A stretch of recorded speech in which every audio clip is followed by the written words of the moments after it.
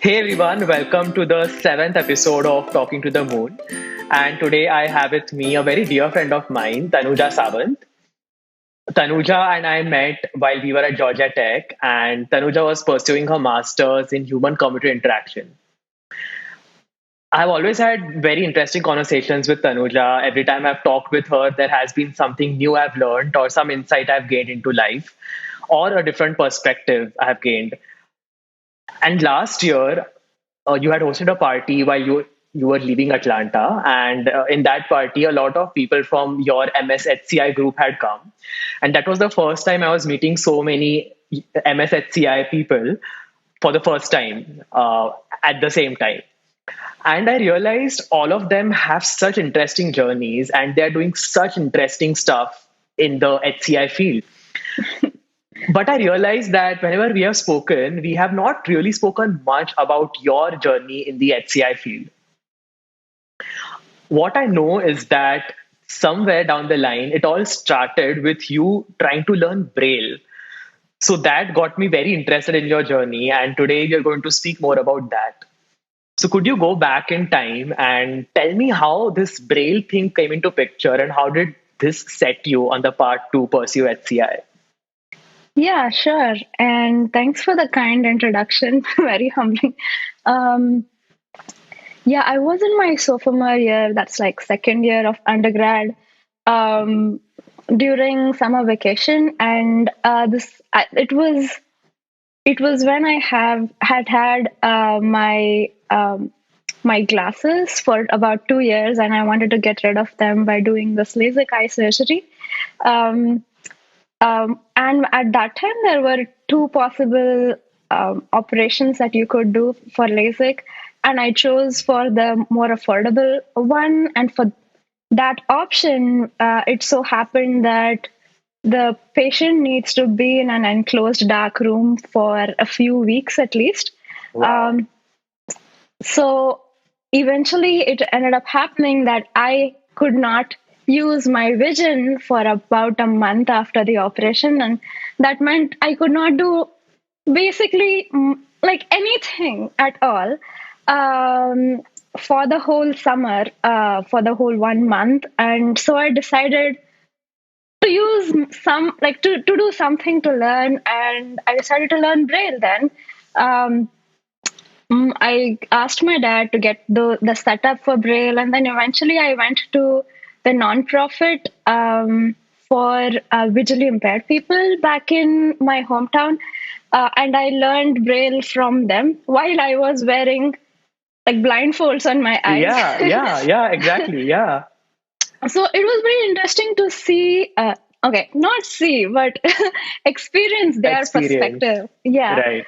Um, and their life and just living the I wouldn't say their kind of life because like it's pretty different, but getting a sense of their life was pretty world changing for me in the sense a lot of the technologies are not accessible to them, and we won't say when we say technologies, I mean even just like you working on the laptop or just the Yeah. smartphones or just Yeah. phones. So this was back in 2014 when um, the like smartphones were not as popular, especially among the lower income class people. True. I would say, especially the people that I was interacting with in the nonprofits.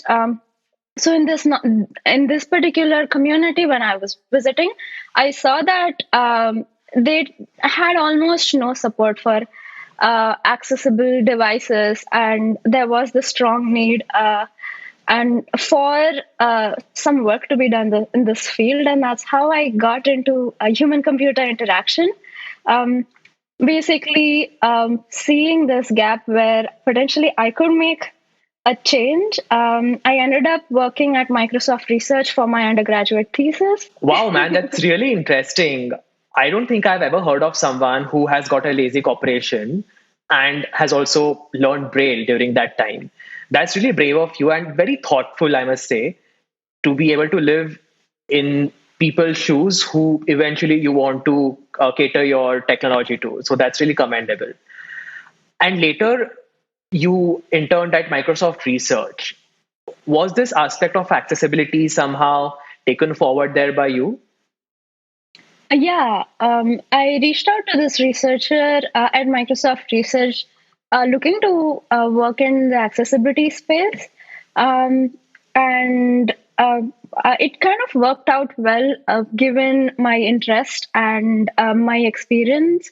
Back then in undergrad, I was kind of doing a lot of multidisciplinary projects in physics, computer science, and even other related fields. So um, we ended up working on a software framework that would make uh, video games accessible for people with vision impairments. So video Okay. games, as in like games like Skyrim or other role playing games. Hmm. How do we make this framework accessible by default? Right, when we're developing it instead of um, adding accessibility into it after it's been developed. So, like, is there an example which will help me or other people understand better what exactly this entailed? So, for example, imagine that say you are blind. So you close your eyes, and how do you see? How do you perceive the world around you? Hmm. Um, you would bank on your sense of audio for here specifically. I particularly worked on spatial audio, so localization Okay. of sounds. And what that means is Okay. if you hear sound coming from your left hand side, you know that that particular object is like Towards my emanating sound left. from that direction. Yeah. Right. Um, or if you hear something like a dim sound, you know that it's either volume is low or it's just farther away from you. Or if it's very loud, it might be closer to you.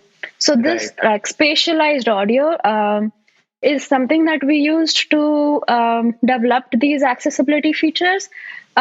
And they were used to understand the virtual world in the game. So when you are in any role playing game where you are a persona in the game and you want to understand like where things are, where a barrel is, where do Yeah. you walk into, like you walk outside the house, and where are things, like where's the lake, where are other houses, where are other people. How do you hear, how do you know that you even there are even these things? How do you even know, firstly, for example, you walked outside the house? So an example here would be you would hear the birds chirping lovely, Chirping. like Right. maybe the wind gushing.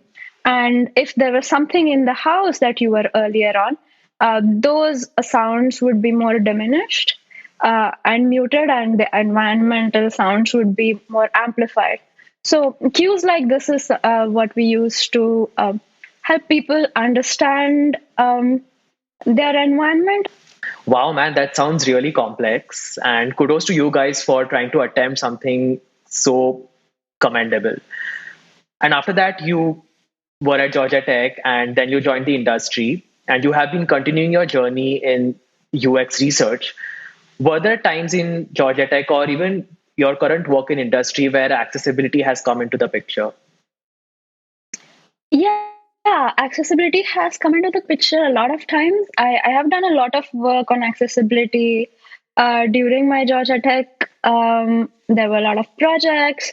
Um, And even during my work in the industry, I think what may be like worth mentioning here is you don't specifically need to work on an accessibility oriented project to be working Hmm. on accessibility or to have Right. accessibility in mind. You can be working on anything which can be any product which would be used by just people, and you can make it more accessible for everyone. So just having that knowledge and that outlook of how do we make anything that you we are making more inclusive to people with all kinds of abilities has been very useful. Actually, that's a very interesting point because now I know that you can do as many projects as you want, and accessibility is something you should perhaps always have in your mind.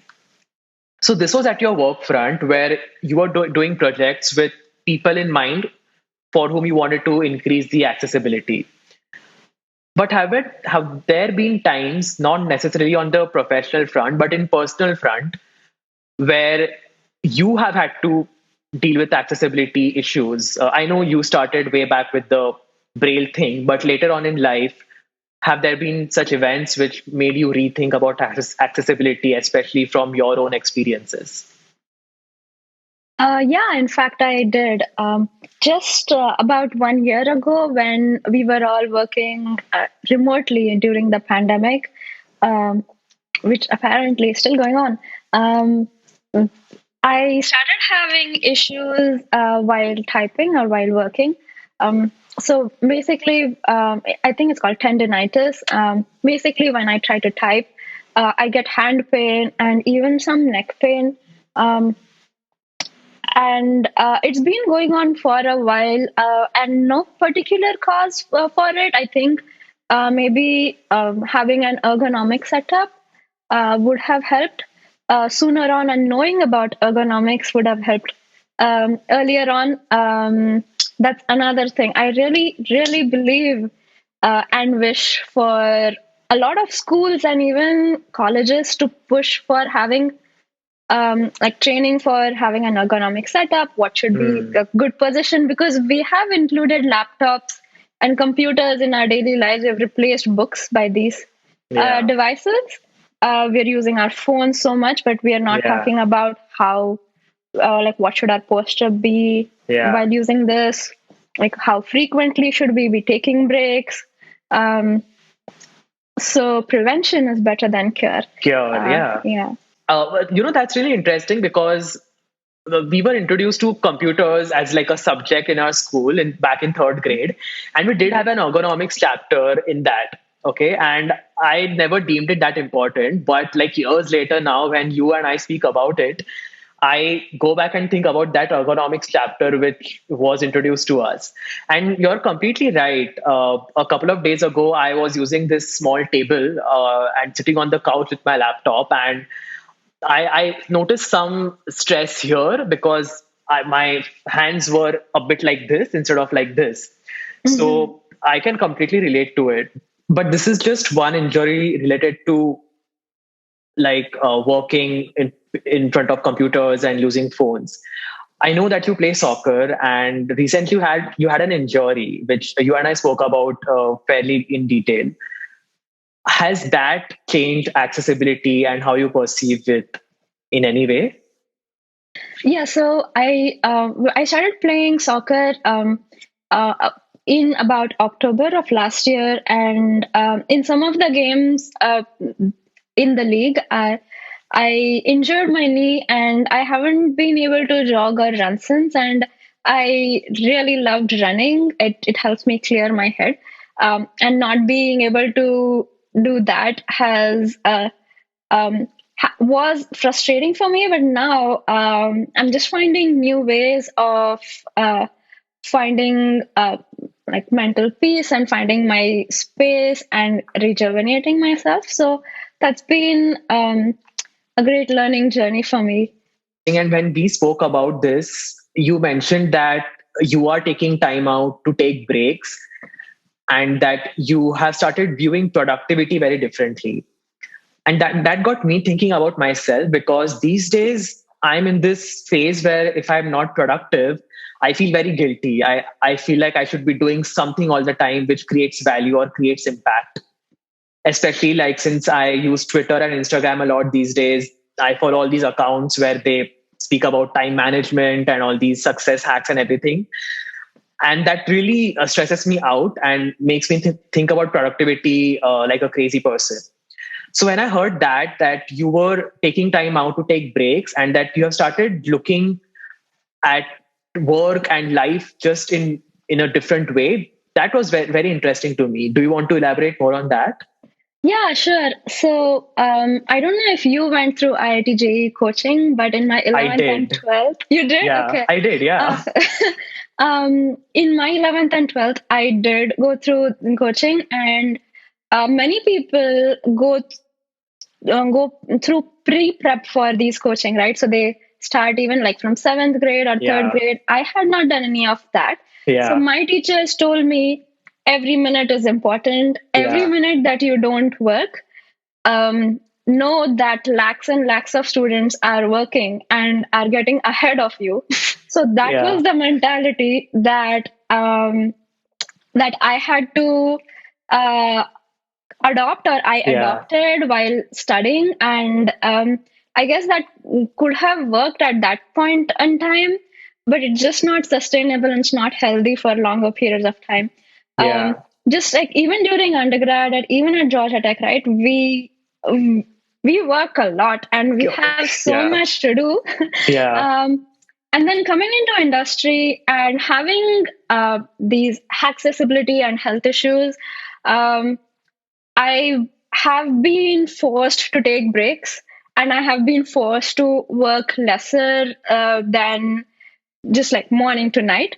Um, Right. and that has um, that has made me realize um, that it's okay to not be productive all the time. And I'm in this like sweet spot where, like, I tell myself it's okay if you are mediocre. It's okay to take breaks. I need to take breaks while working. I can't work like Continuously. hours, yeah, Yeah. hours at long at a computer.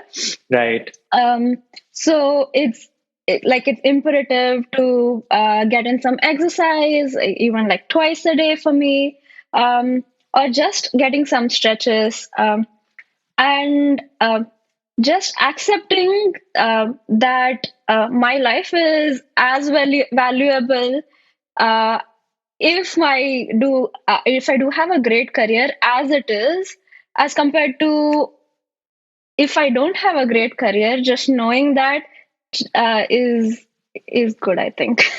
Wow, that's, I must say, to have that realization when you're just like in your mid 20s, like commendable. That's really commendable, because all I hear these days is like work your ass off in your 20s, and that's when like you'll have yourself prepared a bit for your 30s. But it's very good that you had that perspective. But I'm sure like you're an athletic person, you enjoy running, jogging and playing sports. So how have you decided to utilize that time which would have otherwise gone in these activities to do something else? Like, has leisure started meaning something different to you now, or what has changed in those aspects?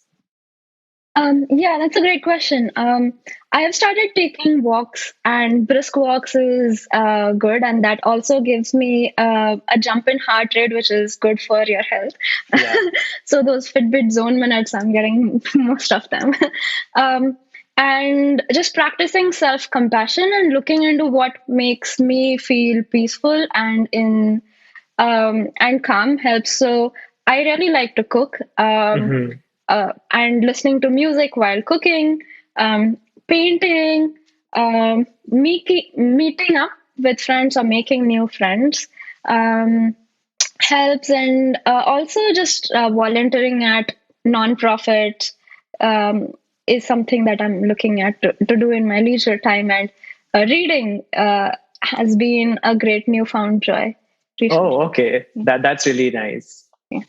So having an injury can be really detrimental to your work sometimes, right? Like sometimes your work might get affected. You might not be able to physically put in as many hours of work as you could have done before. Has that happened in your case? And how has that affected you mentally? Yeah, it has happened definitely, and what I have had to do is instead of constraining myself to a 9 to 5 Monday to Friday job, I have spaced out my work times, and that means that whenever I need to take a break, even if it's sometime during the week, I do that and I can get back to work maybe in the evening or maybe some part of the weekend. I think what is most important is to have that time for myself, to get that break and relaxation time. And it doesn't matter, as long as I get my work done and as long I do get that break, it doesn't need to be on a weekend or just like the whole of the weekend? That's a very insightful answer, Tanuja, because that ties into the larger question where we need to think about how employers can be more cognizant of people with accessibility issues.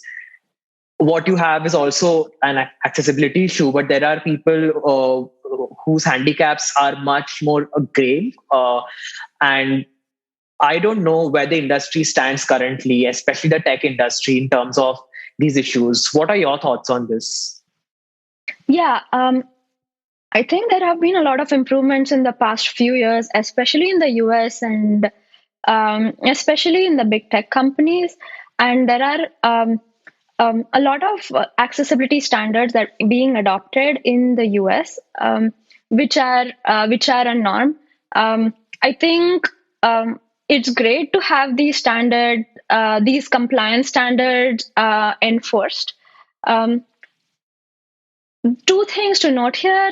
First one is these compliance standards and these laws and regulations for accessibility. Um, what from my experience, from what I've seen, are more around the in the developed countries than in developing or not so developed countries.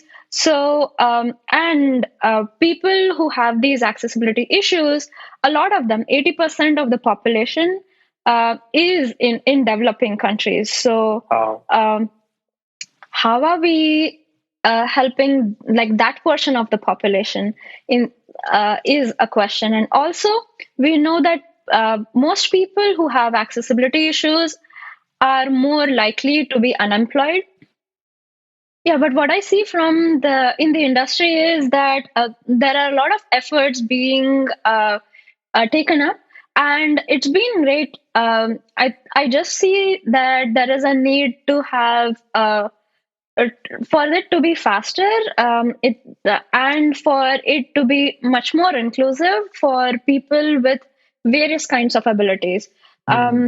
So, and not necessarily just for in the industry, but so for example, for someone like me, when I can only work in an ergonomic setup, so I need a standing desk, I need like a split keyboard, like an ergonomic mouse, and I know that's specifically for me, um, but the kind of issues that I have is that I am also a person with a shorter stature, so I'm like about 5 feet tall, and many people are short.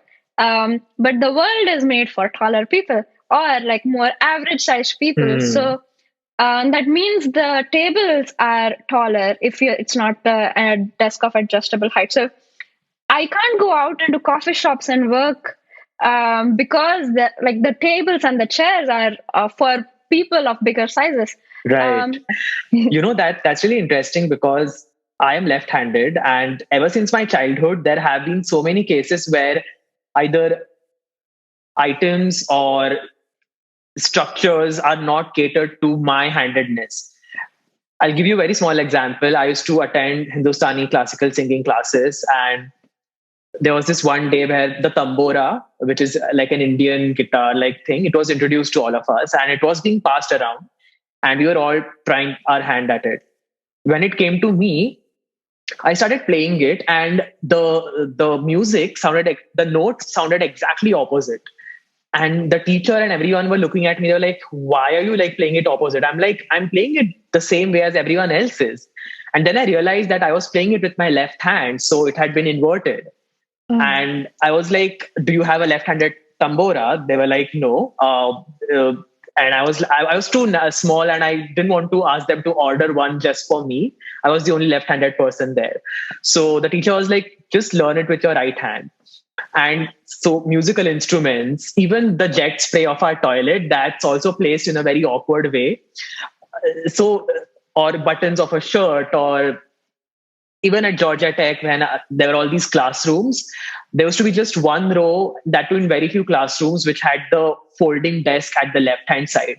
If it was not there, I would have to sit this way and write. So, and this is a very, very first world problem, honestly, like left handedness and items not being according to you aligned. So, I cannot even begin to imagine what it must be like for people with handicap issues to navigate this world. So I'm really thankful for you to bringing up these points. Yeah, and that's a great point as well. So people with who are left-handed are not that few in number, right? Like there are quite a few people. So I Around think that 10%, I think, oh, great, say 10, which is a 10%. lot sometimes if you think Yeah, about it. exactly. Yeah. So we can have things like desk and tamburas uh, to be more inclusive for like this other 10% of the population too. And turns out that when you make things more accessible for people with various accessibility needs, it becomes more accessible for other people without those needs. So, for example, we use subtitles quite a lot. Like even we Yeah. understand the language, it's also Yeah. nice to have subtitles. Yeah, I think it's called something. You can cut this, but like Okay. just for your information, I think it's Yeah. called the curb cut effect. Yeah. Okay, cool. Yeah. I see. Yeah. Cool. So there's about 1 billion people in the world who experience some disabilities in their lifetime, and that makes up for 15% of the population. So um, there is a lot of scope for a lot of things to be designed in a more accessible fashion. I see. Yeah, makes sense. That has been really insightful for me to learn, not just about accessibility, but also about your experience in this whole world. Thank you so much for agreeing to do this and for giving me your time. It has been a great conversation and I can't wait to show this to rest of the world. Thank you so much. Any parting thoughts? Well, thank you so much for having me. It was so fun recording this. Yeah. Yeah, and I'm glad I was able to do this with you.